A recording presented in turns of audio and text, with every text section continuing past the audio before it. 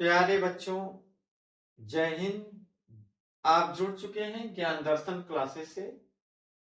ज्ञान दर्शन क्लासेस में सूर्य की व्याख्या से संबंधित पद चल रहे हैं।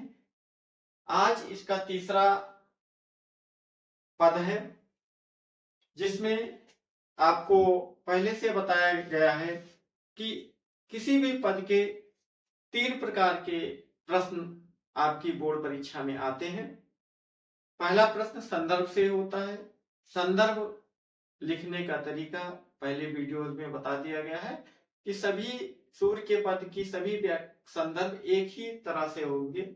फिर भी यहाँ पर मैं बता दे रहा हूं कि प्रस्तुत पद्यांश या प्रस्तुत पद्यखंड हमारी पाठ्य पुस्तक हिंदी के पद नामक पाठ से लिया गया है और इसके रचयिता सूरदास जी हैं। ये 2 अंक का आपके संदर्भ होता है। इसके बाद आपका व्याख्या होती है। व्याख्या में या फिर संपूर्ण व्याख्या या फिर रेखांकित अंश की व्याख्या और उससे संबंधित 1-2 क्वेश्चन होते हैं। पद में आज है बहुत ही महत्वपूर्ण पद।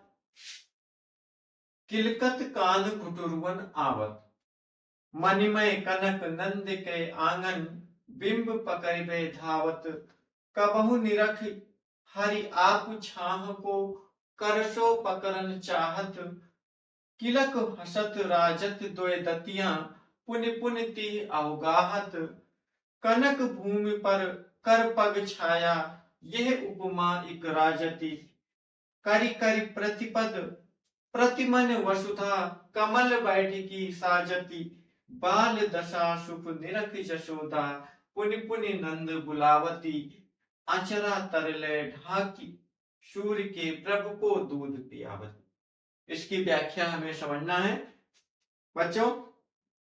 किलकत, यहाँ पर व्याख्या के साथ साथ एक एक प्रत्येक शब्दों का अर्थ भी हम समझेंगे। किलकत बाल, यहाँ पर कृष्ण के बाल दशा का वर्णन किया गया है। किलकत, किलकत का मतलब किलकारी मारते हुए।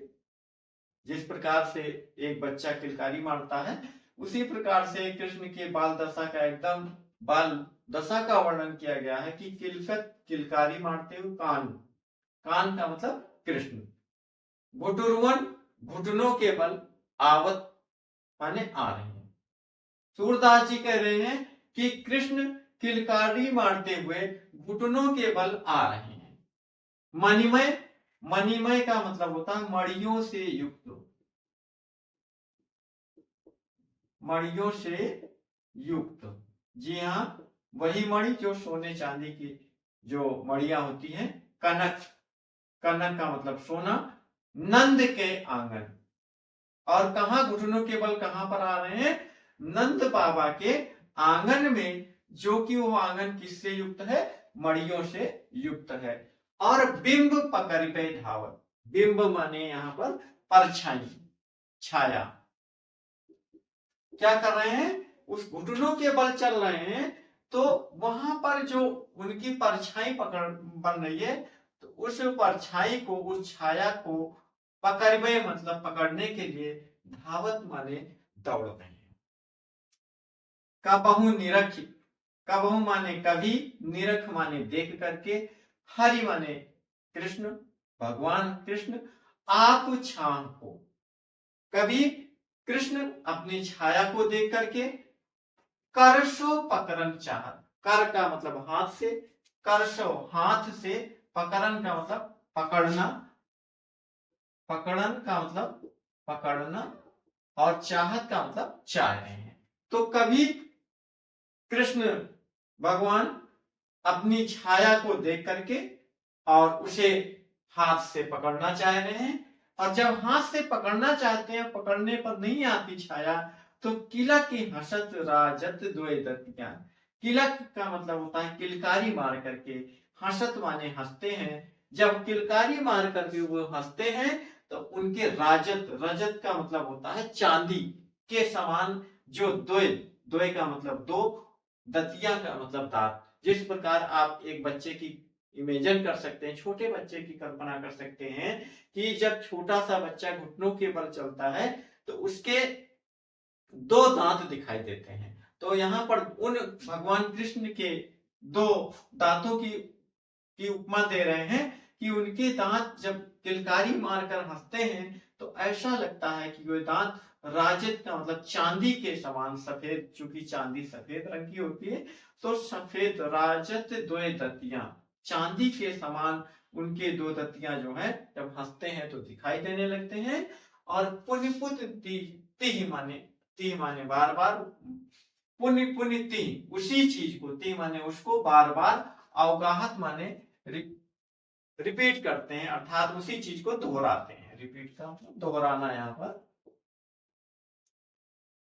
जब कृष्ण इस प्रकार से किलकारी मार करके हंसते हैं तो उनके दो दतियां चांदी के समान दो दांत दिखाई देने लगते हैं और फिर उसी क्रम को बार बार दोहराते रहते हैं। कनक भूमि पर कर्प बिछाया। सूरदास जी कह रहे हैं कि कनक का मतलब सोने से, जो सोने और चांदी और मड़ियों से युक्त उनकी भूमि है, जमीन है। कर माने हाथ की, पग माने पैर की, छाया, जब उनकी ये छाया दिखती है तो ऐसा लगता है कि यह उपमा एक राजत, एक उपमा के समान, एक राजत का मतलब सुशोभित होता है। राजत का मतलब सुशोभित होता है।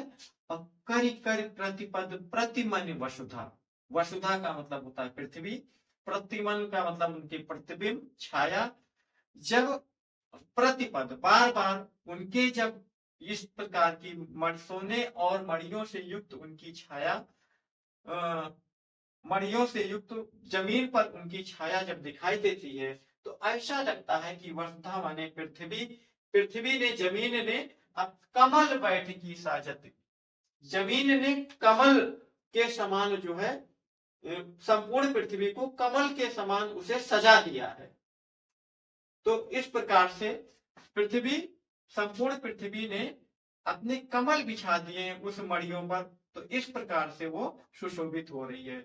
और बाल दशा सुख निरत जशोदा, बचपन के, बाल का मतलब बचपन की दशा के इस प्रकार के को देख करके माता यशोदा को जो सुख प्राप्त हो रहा है वो अकल्पनीय है, उसकी कल्पना नहीं की जा सकती है।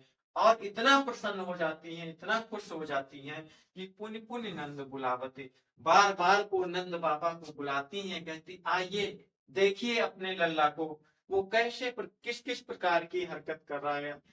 और इतना कहने के पश्चात आचरा तरले ढाक, सूरदास जी कहते हैं इसके पश्चात माता यशोदा भगवान कृष्ण को आंचल के नीचे ढक करके और उन्हें अपना दूध पिलाती हैं। बच्चों, इस प्रकार से इसकी व्याख्या आपको लिखना है। इससे संबंधित व्याख्या दो प्रकार की हो सकती है, कि संपूर्ण व्याख्या हो सकती है या नीचे रेखांकित अंश की व्याख्या हो सकती है। प्रत्येक शब्द का अर्थ बता दिया गया है। इसके अलावा प्रश्न बन सकता है कि माता यशोदा किसे बुला रही हैं? माता यशोदा नंद बाबा को बुला रही हैं। माता यशोदा किसे दूध पिलाने की बात करती हैं? माता यशोदा भगवान कृष्ण को दूध पिलाने की बात करती हैं।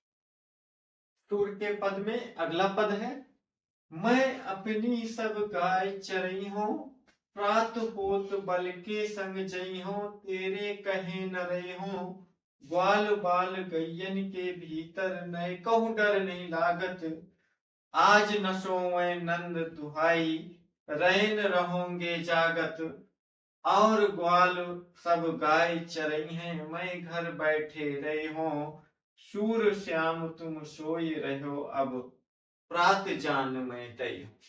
प्यारे बच्चों, इसकी व्याख्या इस प्रकार है कि सूरदास जी अपनी माता यशोदा से बाल हट कर रहे हैं और कह रहे हैं कि माता, मैं भी अब सभी बच्चों की तरह से अपनी सब गाय चरइयों, चरइयों का मतलब चराऊंगा अपनी, हे माता, अपनी माता से वो बाल हट कर रहे हैं। बाल हट का मतलब जिद कर रहे हैं अपनी माता से कि हे माता, मैं भी अपनी सब गायों को चराने खुद जाऊंगा। प्रात होत, प्रात का मतलब सुबह होते, प्रातः होते हुए, सुबह होते ही। होत बल, बल का मतलब यहाँ पर बलराम, बलराम से है। बलराम के संग, भाई बड़े भाई, प्रातः होते ही बलराम, बड़े भाई बलराम के संग जइयो का मतलब जाऊंगा, और तेरे कहे न रहियो, मैं तुम्हारे कहने से भी मैं घर पर नहीं रहूंगा। ग्वाल बाल गायन के भीतर, ग्वाल बालों के साथ में और उनमें गायों के बीच में मुझे नैकों का मतलब जरा सा भी, नैकों का मतलब जरा सा भी डर नहीं लागत। ग्वाल बालों के साथ में और गायन के भीतर अर्थात गायों के भीतर मुझे जरा सा भी डर नहीं लगता है या नहीं लगेगा। आज न सोओ नंद दुहाई, वो इतनी जिद कर रहे हैं कि नंद बाबा की दुहाई, दुहाई का मतलब कसम खा रहे हैं कि मैं अपने नंद बाबा की कसम खा रहा हूं कि मैं आज नहीं सोऊंगा। रैन रहूंगे जागत, रैन का मतलब रात, पूरी रात मैं जागता रहूंगा। क्यों कि मुझे अगले दिन सुबह जो है अपनी सब गायों को चराने खुद जाना है। और ग्वाल सब गाय चरी हैं, वो अपनी माता से अब सवाल भी पूछ रहे हैं या प्रश्न कर रहे हैं कि हे माता, और जितने सारे ग्वाल बाल हैं वो सब तो गाय चराने जाते हैं, मैं घर बैठे रही हूँ, क्या मैं उस अपने घर में बैठा रहूं? क्योंकि सारे ग्वाल बाल तो गाय चराने चले जाते हैं, मैं अपने घर में क्यों बैठा रहूं? तो इस प्रकार जब जिद करते हैं तो सूर श्याम तुम सोई रहो अब। सूरदास जी कहते हैं कि माता यशोदा कह रही हैं कि हे मेरे लल्ला, हे मेरे पुत्र, अब तुम जा करके सो जाओ, जिद ना करो, प्रात जान मैं तई हूं। जैसे ही प्रातः होगा, सुबह हो गए, मैं तुम्हें, मैं जान में तई हूं, जान का मतलब जगह दूंगी। जब जैसे ही हे मेरे लल्ला, तुम बहुत जिद कर रहे हो, अब तुम अपनी जिद छोड़ दो और जाकर के सो जाओ। जैसे ही सुबह होगी, प्रातः होगी, मैं तुम्हें गाय चराने के लिए जगा दूंगी। इस प्रकार की जिद करते हैं। प्यारे बच्चों, इसमें संपूर्ण पद की व्याख्या हो गई, रेखांकित अंश की व्याख्या पूछी जा सकती है, और इसके साथ साथ प्रश्न बनते हैं, सूर किस बात की जिद कर रहे हैं? सॉरी, कृष्ण, भगवान कृष्ण किस बात की जिद कर रहे हैं? तो भगवान कृष्ण अपनी गाय चराने की जिद कर रहे हैं। वो किसकी कसम खा खा करके कहते हैं? वो नंद बाबा की कसम खा करके कहते हैं। वो किस प्रकार के प्रश्न कर रहे हैं? वो इस प्रकार के प्रश्न कर रहे हैं कि सारे ग्वाल बाल गाय चराने जाते हैं और क्या मैं अपने घर में बैठा रहूं? इस प्रकार की जब भगवान कृष्ण जिद करते हैं या हट करते हैं, तब उसके उत्तर में उसके अलावा या माता यशोदा उनसे क्या कहती हैं?